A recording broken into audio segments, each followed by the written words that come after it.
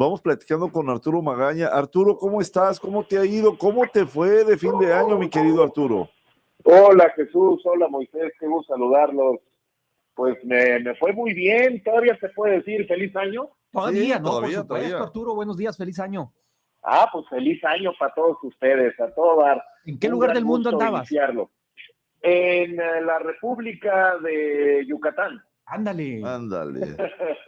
Sí. La hermana República de Yucatán. La Híjole, hermana qué bonito República. ahí. Dicen los yucatecos que si se acaba el mundo se van para Yucatán, mi querido Arturo. Exacto, coincido plenamente. Oye, jaloneadona la semana, ¿no? Con implicaciones internacionales de impacto local.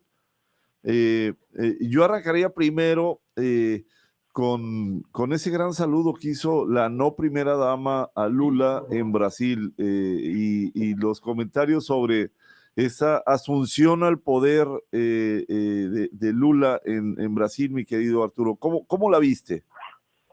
Yo creo que es muy interesante, fíjense, porque es la tercera vez que vemos esto, que Lula llega al cargo, en esta ocasión con un mandato muy específico, que es el de desmontar un poco la estructura y las políticas que llevó adelante Bolsonaro. Uh-huh. Y por lo tanto llega abriendo un diagnóstico que básicamente pues es un poco el de Biden después de Trump.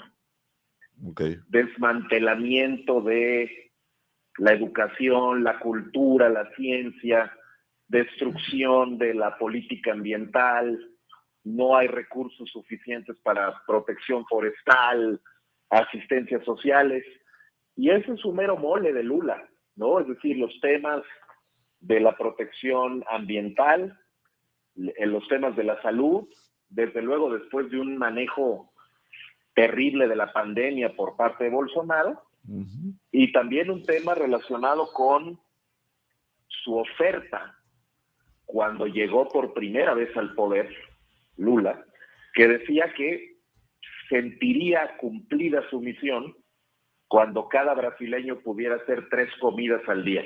Okay. Y dice que tiene que recuperar ese adagio, puesto que ha habido un proceso de deterioro uh-huh. de una población creciente que la ubica incluso en niveles de pobreza extrema y hambre de más o menos 30 millones de personas.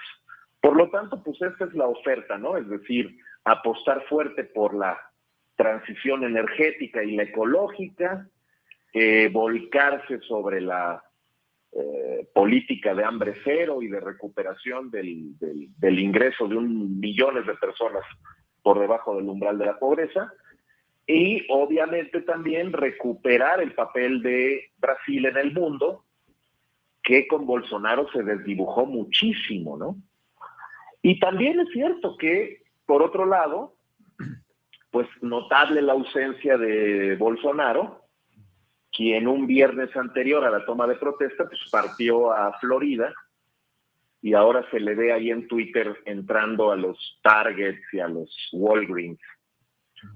¿Por qué? Porque su presencia en Brasil no solo era muy divisiva, sino que podría generar violencia, ensombrecer la toma de protesta y encima polarizar mucho más a una sociedad que está muy, muy dividida, ¿no? Uh-huh. Lo que hace Lula es también presentar a un gabinete bastante sui generis. Uh-huh. Son 37 ministros. ¿Cuántos había antes, Arturo? 20 y tantos, son ¿no? Muchos más, había 23 con 23. Bolsonaro. Entonces, lo que quiere decir es que le cuesta trabajo incorporar liderazgos de todos los partidos que participaron en su coalición. Esa es la razón por la cual crece tanto el gabinete. Sí, totalmente.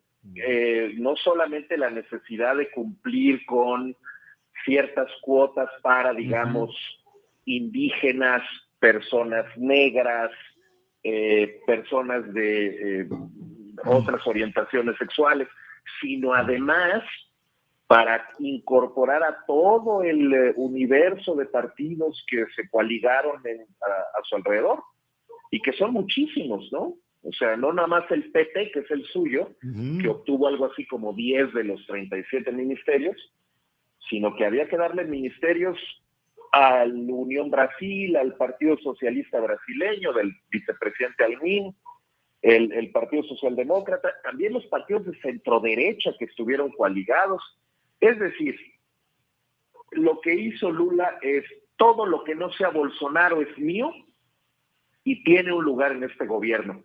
Entonces son 37 ministros con una presencia femenina además muy importante y también con una, digamos, notoria búsqueda de que los que estaban en tercer y cuarto lugar y que se quedaron fuera de la primera vuelta, sobre todo Marina Silva, pues que entraran al gobierno. Ella va a ser la mera jefa de los asuntos medioambientales, lo cual tiene sentido, ¿no? Y un ministerio de los pueblos indígenas, porque parte también del proyecto de recuperar el ecosistema, pero también la política de la Amazonía.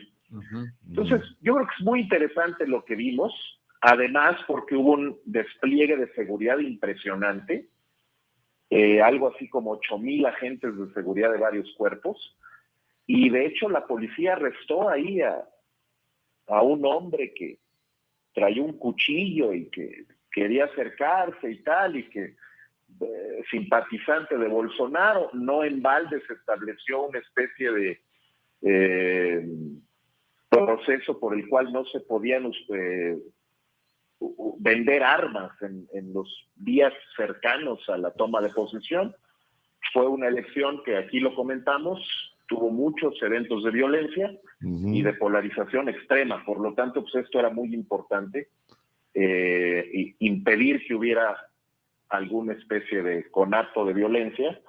Y por cierto, también una presencia de militares que no es tan grande como en el gobierno de Bolsonaro, pero que le permite a Lula transmitir la idea de normalidad y de que los militares están con él ahora. Arturo, ya estás aterrizando en Beijing. ¿Dónde andas? En China, ahora. Aquí mero, en Wuhan. Oye, a propósito, hace 4 años. ¿Qué está pasando en China, con el incremento tan notorio de la ola de COVID?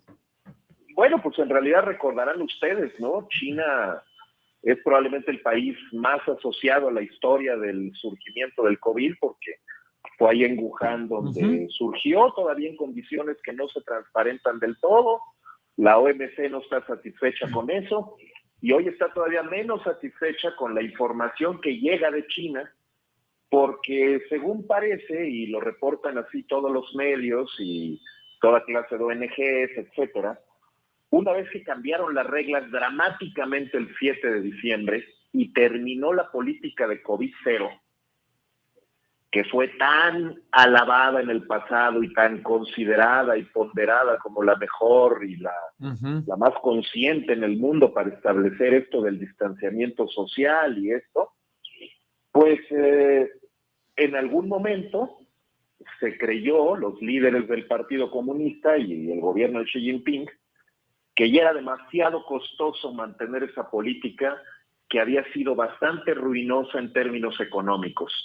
Recordemos que mientras en el resto del mundo ya nos quitábamos el cubrebocas, ahí la gente estaba obligada a cada 72 horas presentar una prueba PCR, sobre todo en las grandes ciudades, y que cuando había un brote de COVID, eso se trataba con una emergencia extrema, y el riesgo era pasar en un hospital encerrado por un mes hasta que estuviera libre del virus. Es decir, prevenir contagios, no tanto prevenir muertes. Esa era la política. Y eso implicó un trastocamiento horrible de la economía y del funcionamiento del sector exportador, que sigue sufriendo todo el mundo por el tema de los suministros y tal. Bueno, pues el 7 de diciembre termina esa política. Y a partir de ahí, ¿qué ocurre? Pues que ya es imposible contener el crecimiento del virus y el virus se propaga con enorme facilidad.